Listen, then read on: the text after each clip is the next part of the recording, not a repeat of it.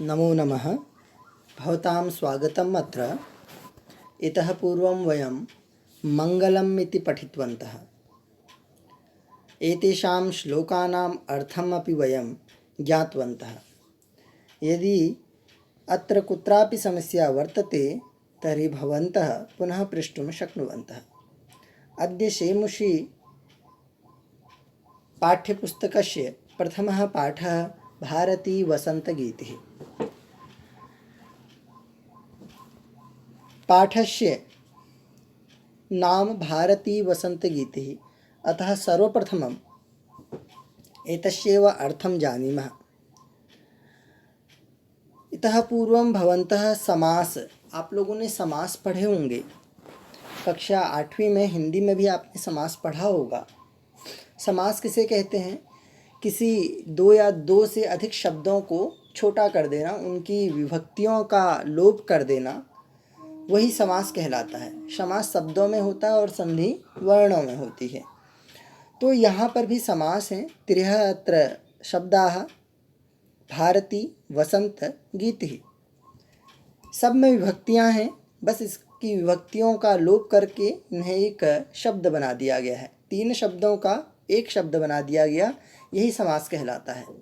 जैसे हमने हिंदी में पढ़ा था दशानन, 10 आननों का समूह है ना, या 10 आननों वाला दशानन अर्थात रावण। इतना लंबा न बोल के हम बोल देते हैं दशानन, वही समास है। यहाँ पर देखिए क्या हुआ है, भारती वसंत गीति। भारती इत्युक्ते भारत्याः। अब भारती कौन है? भारती सरस्वती माँ का पर्यायवाची। भारत्याः सरस्वत्याः अर्थात सरस्वती। वसंत, वसंत से तात्पर्य वसंत ऋतोः, वसंत ऋतोः।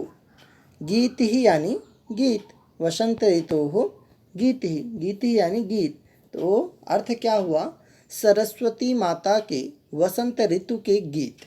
आप ऐसा भी बोल सकते हो, माँ सरस्वती द्वारा गाए गए वसंत ऋतु के गीत। पाठ का वाचन करने से पूर्व हमें पाठ की भूमिका हमारे मस्तिष्क में होनी चाहिए कि ये गीत कब लिखा गया, किसके द्वारा लिखा गया और कौन सी परिस्थितियों में लिखा गया। तो आधुनिक संस्कृत के कवि हैं पंडित जानकी वल्लभ शास्त्री महोदय। इन्हीं पंडित जानकी वल्लभ शास्त्री महोदय द्वारा एक गीत संग्रह लिखा गया और वो गीत संग्रह काकली नाम से प्रसिद्ध है। अब काकली क्या है? काकली बोलते हैं हम कोयल की मधुर ध्वनि को। कोयल की ध्वनि काकली कही जाती है। अर्थात आप एक प्रकार से ये भी बोल सकते हो कि मधुर ध्वनियों का संग्रह, क्योंकि कोयल की जो ध्वनि है, गूंज है, वह सुनने में प्यारी लगती है और उसको सुनने का मन भी करता है। पाठ स्वतंत्रता आंदोलन की पृष्ठभूमि में लिखा गया। नवयुवकों के मन में चेतना की कमी थी, जागृति की कमी थी। लोग स्वतंत्र होना ही नहीं चाहते थे, बस परतंत्र की भूमिका में ही रह देना चाहते थे।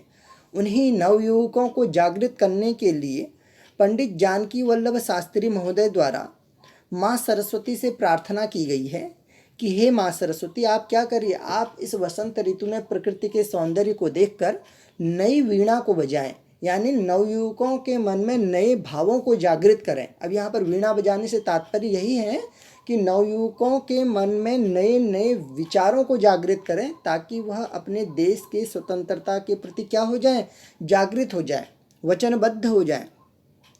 ठीक है। अब बात वसंत ऋतु की। हमेशा हम जहाँ भी देखते हैं ऋतुओं में वसंत ऋतु। क्यों? ऋतुओं का राजा है वसंत ऋतु। आपने कक्षा 8 में प्रथम पाठ हिंदी में पढ़ा ध्वनि। लेखक कौन है उनके? सूर्यकांत त्रिपाठी निराला जी। उन्होंने भी वहाँ केवल वसंत ऋतु की ही बात करी है कि वसंत ऋतु की तरह क्या हो जाए। अभी मेरे मन में वसंत ऋतु का समागम हुआ है, तो अभी मेरा अंत ही नहीं होने वाला है। मैं तो यहाँ क्या करूँगा, हर एक जो सोई हुई अलसाई हुई कलियाँ हैं, यानी कौन? नवयुवक जो सोया पड़ा हुआ है, अलसाया हुआ है, उसको मैं क्या कर दूँगा, जागृत करूँगा और उसको उसके लक्ष्य तक पहुँचाऊँगा। यहाँ पर भी वही है। वसंत ऋतु में क्या है, मौसम एकदम से मतलब बिल्कुल आपके अनुकूल हो जाता है। प्रतिकूल नाम की कोई चीज़ नहीं रहती, न गर्मी, न ठंडा, न बरसात। सब इतना विशेष और इतना महत्वपूर्ण हो जाता है वो मौसम कि बस उस मौसम में केवल और केवल अच्छे विचार ही मन के अंदर आते हैं। पेड़ पौधे वृक्ष सारे हरे भरे, पूरी प्रकृति हरी भरी हो जाती है, हर एक फूल खिलने लगता है, कलियां खिलने लगती हैं, पुष्प विकसित हो जाते हैं। यानी वसंत ऋतु पूरी तरीके से प्रकृति का एक अद्भुत सौंदर्य बन जाता है। और इस पाठ में इसी का अद्भुत वर्णन किया गया है वसंत ऋतु का। तो पंडित जानकी वल्लभ शास्त्री महोदय माँ सरस्वती से प्रार्थना कर रहे हैं, माँ सरस्वती आप इस वसंत ऋतु में प्रकृति के अद्भुत सौंदर्य को देखिए, उन्हें दिखला रहे हैं, हर एक उस खास चीज़ को दिखला रहे हैं जो उस वसंत ऋतु का क्या है, जो उस वसंत ऋतु का एक अभिन्न अंग है। और बोल रहे हैं कि इसको देखकर आप क्या करो, नवयुवकों के मन को जागृत कर दो, यानी अपनी नई वीणा को बजाओ, उसकी प्रार्थना कर रहे हैं। तो चलिए हम अर्थ दूसरे समय जानेंगे। अभी हमने पाठ के नाम का अर्थ जान लिया है, अब हम वाचन करेंगे। अब वाचन करने से पहले आपको इन पंक्तियों में हर एक शब्द को पद विच्छेद कर लेना चाहिए ताकि आप लय अच्छे से गा पाओ। निनादय नवीनामये वाणी वीणा मृदुम गाय गीतिम ललित नीतिलीना मधुर मंजरी पिंजरी भूतमालाः वसंते लसंतीह। देखिए जहाँ पर बड़ी की मात्रा है बड़ी ई की ही बोलिए, वरना दीर्घ इकार की जगह ह्रस्व इकार करेंगे, उच्चारण लय सब गलत। सरसा रसालाः कलापाः ललित कोकिला काकलीनां निनादय नवीना मये वाणी वीणा। चलिए लय से गा लेते हैं, प्रयास करना है, आपको इसकी बहुत सारी लय मिलेंगी, आप अपने मन से भी लय बना सकते हैं, किंतु उच्चारण में कहीं पर भी दोष नहीं होना चाहिए। निनादय नवीना मये वाणी वीणाम निनादय नवीना मये वाणी वीणाम मृदुं गाय गीतिं ललितनीतिलीनां मृदुं गाय गीतिं ललितनीतिलीनां मधुरमञ्जरी पिञ्जरीभूतमालः वसन्ते लसन्तीह सरसारसालः कलापः ललितकोकिलाकाकलीनां निनादय नवीना मये वाणी वीणां निनादय नवीना मये वाणी वीणां। द्वितीय पद्य वहति मंद मंदम सनीरे समीरे कलिंदात्म कलिंदात्म जाया सवानीर तीरे नतां पंक्तिमालोक्य मधुमाधवीनां निनादय नवीना मये वाणी वीणा। चलिए पढ़ते हैं। वहति मंद मंदम सनीरे समीरे कलिंदात्मजाया सवानीरतीरे नतां पंक्तिमालोक्य मधुमाधवीनां निनादय नवीना मये वाणी वीणां निनादय नवीना मये वाणी वीणां मृदुं गाय गीतिं ललितनीतिलीनां। तृतीय ललित पल्लवे पादपे पुष्पपुञ्जे मलयमारुतो चुम्बिते मञ्जुकुञ्जे स्वनन्तीं ततिं प्रेक्ष्य मलिनामलीनां निनादय नवीना मये वाणी वीणा।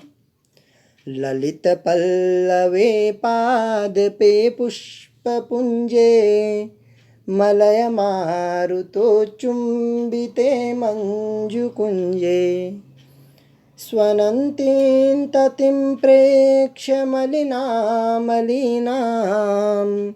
निनादय नवीना मये वाणी वीणां मृदुं गाय गीतिं ललितनीतिलीनां। अंतिम पद्यांश। लतानां नितान्तं सुमं शान्तिशीलं चलेदुच्छलेत् कान्त सलिलं सलीलं तवाकर्ण्यवीणां मदीनां नदीनां निनादय नवीना मयि वाणि वीणा। लतानां नितान्तं सुमं शान्तिशीलं चलेदुच्छलेत्कान्तसलिलं सलीलं तवाकर्ण्यवीणा मदीनां नदीनां निनादय नवीना मयि वाणि वीणां मृदुं गाय गीतिं ललितनेतिलीनाम। एक बार इसे पूरा पढ़ ले रहे हैं बगैर पद विच्छेद किए। शायद अभी आपको समस्या हुई होगी, बीच बीच में पद विच्छेद किया। अभी बगैर पद विच्छेद किए 4 पद्यों को पढ़ते हैं। निनादय नवीना मयि वाणि वीणां मृदुं गाय गीतिं ललितनेतिलीनां मधुरमञ्जरी पिञ्जरीभूतमालः वसन्ते लसन्तीह सरसारसालः कलापः ललितकोकिलाकाकलीनां निनादय नवीना मयि वाणि वीणां वहति मन्दमन्दं सनीरे समीरे कलिन्दात्मजाया सवानेरतीरे नतां पङ्क्तिमालोक्य मधुमाधवीनां निनादय नवीना मयि वाणि वीणां मृदुं गाय गीतिं ललितनेतिलीनां